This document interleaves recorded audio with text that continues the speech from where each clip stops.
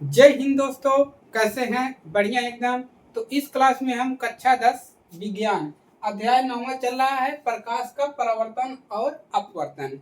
इसमें आज आप पढ़ोगे प्रकाश का परावर्तन क्या होता है, इसके बारे में डिटेल में समझाएंगे। तो आप लोग प्लीज वीडियो को पूरा देखिएगा ताकि आपको समझने में कोई भी समस्या ना हो। तो प्रकाश का परावर्तन हम आपको बताएंगे कि प्रकाश का परावर्तन होता क्या है। चलिए इसको प्रूव करते हैं।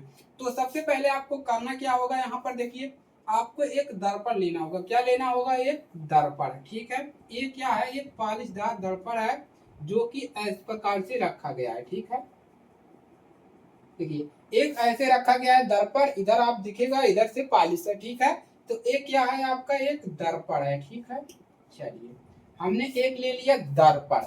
दर्पण ले लिया। अब क्या करेंगे?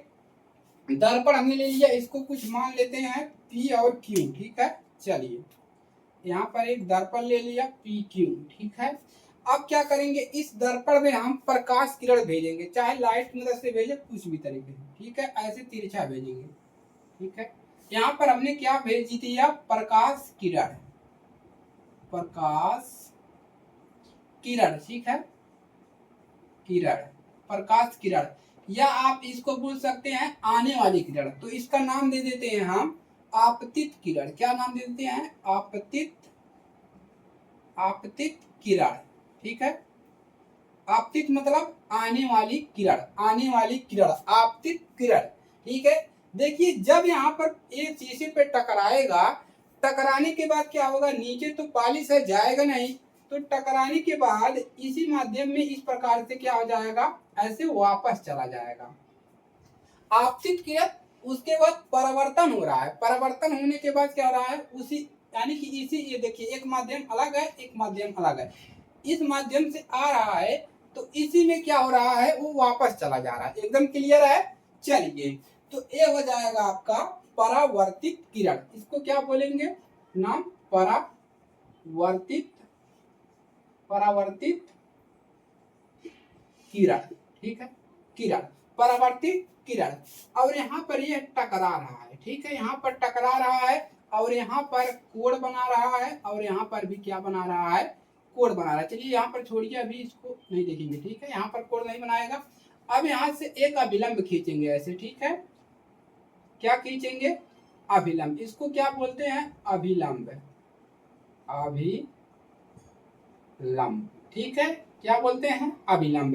अब देखिए यहाँ पर एक कोण बनाएगा और एक कोण यहाँ पर बना रहा है। यहाँ पर I और यहाँ पर R। इसको हमने I नाम दे दिया, इसको R नाम दे दिया।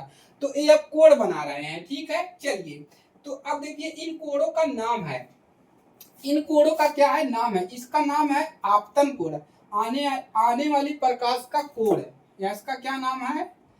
आपतन कोण, आपतन, आपतन कोण। ठीक है, और इसका नाम है परावर्तन कोण, परावर्तन कोण, परावर्तन, परावर्तन कोण। और जहां पर मिल रहा है इसको नाम दे दीजिए यम और यन। यहाँ इसको बोलते हैं आपतन बिंदु, आपतन बिंदु। ठीक है, इस चित्र को आपको पेपर में बनाना पड़ेगा। ठीक है, तो कोई भी दिक्कत नहीं होना चाहिए। ठीक है, आपतन बिंदु हो गया। तो ए अब आपका चित्र बन गया। अब इस किरण को नाम दे सकते हैं, इसको ए नाम दे दीजिए, इसको बी नाम दे दीजिए। ठीक है, अच्छा लगेगा।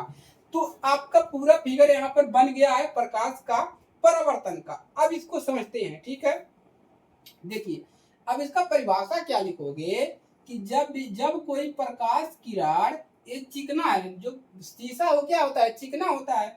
तो जब कोई प्रकाश किरण किसी चिकने सतह पर टकराती है, यानी कि चिकने सतह पर क्या होती है? टकराती है, तो उसी माध्यम में वापस लौट जा रही है जिस माध्यम से आ रही है। ठीक है, ऊपर से आ रही है, ऊपर ही निकल जा रही है। ठीक है, यानी कि एक माध्यम ए है, एक माध्यम ये ऊपर वाला है। तो जिस माध्यम से आ रहा है, टकराने के बाद उसी माध्यम में वापस जा रहा है, और इसी को बोला जाता है प्रकाश का परावर्तन। ठीक है, एकदम क्लियर है? परिभाषा लिखवा देते हैं। ठीक है, तो लिखेंगे जब कोई प्रकाश किरण, जब कोई, इसका नियम भी लिखवा देंगे, जब कोई प्रकाश किरण, ठीक है, किरण किसी चिकने सतह पर, किसी चिकने सतह, चिकने सतह पर, चिकने सतह पर आपतित होती है, आपतित मतलब टकराती है, आपतित होती है, तो उसी माध्यम में आपतित होती है, तो उसी माध्यम में लिख लीजिए, फिर उसी माध्यम में लिख लीजिए, तो फिर उसी माध्यम में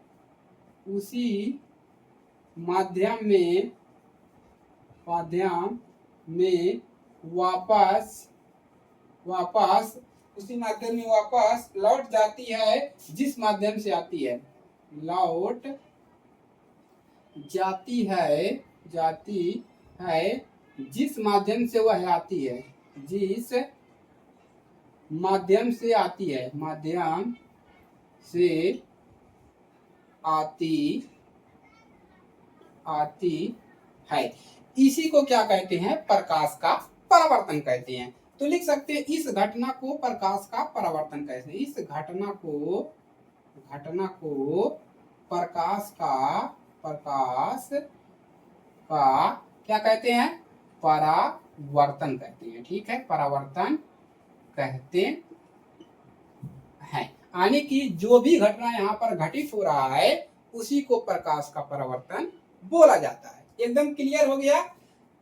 देखिए, जब कोई प्रकाश किरण किसी चिकने सतह पर आएगी, आने के बाद आपतित होगी, तो फिर उसी माध्यम में वापस लौट जाएगी जिस माध्यम से आती है, इसी को प्रकाश का परावर्तन कहते हैं। अब इसके दो नियम होते हैं, उसको लिखवा देते हैं, उसके बाद इस क्लास को समाप्त किया जाता है। ठीक है, परिभाषा लिख लिए, याद हो गया। चलिए अब इसका नियम लिखवाते हैं। ठीक है, चलिए आगे बढ़ जाते हैं। चलिए,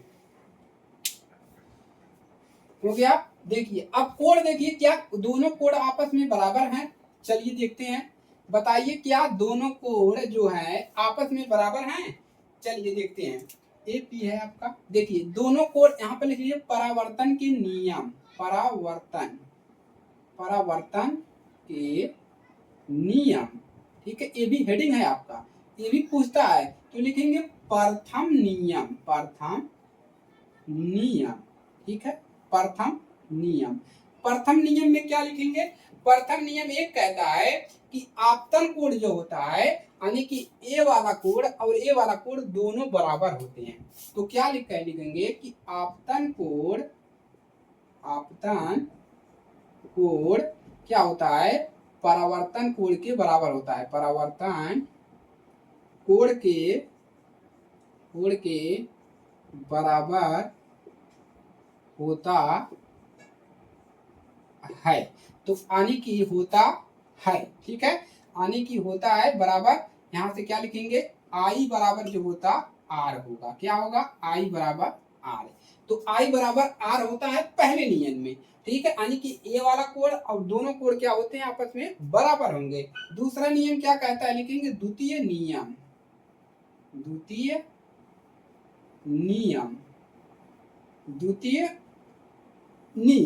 तो द्वितीय नियम की बात करें तो आपतित किरण, और क्या लिखेंगे? द्वितीय नियम आपतित किरण, परावर्तित किरण, ठीक है, आपतित किरण और परावर्तित किरण। चलिए लिखिए, लिख लीजिए आपतित किरण, ठीक है, किरण, आपतित किरण, आपतन बिंदु, आपतित किरण, आपतन बिंदु, और परावर्तित किरण, और परावर्तित किरण तथा आपतन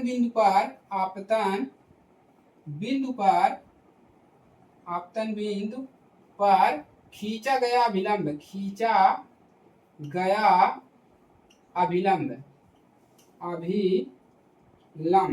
क्या होते हैं?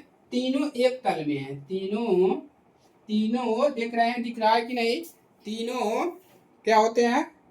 तीनों एक तल में है, तीनों एक ही तल में होते हैं।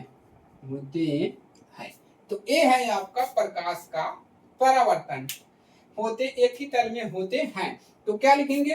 आपतित किरण, आपतन बिंदु,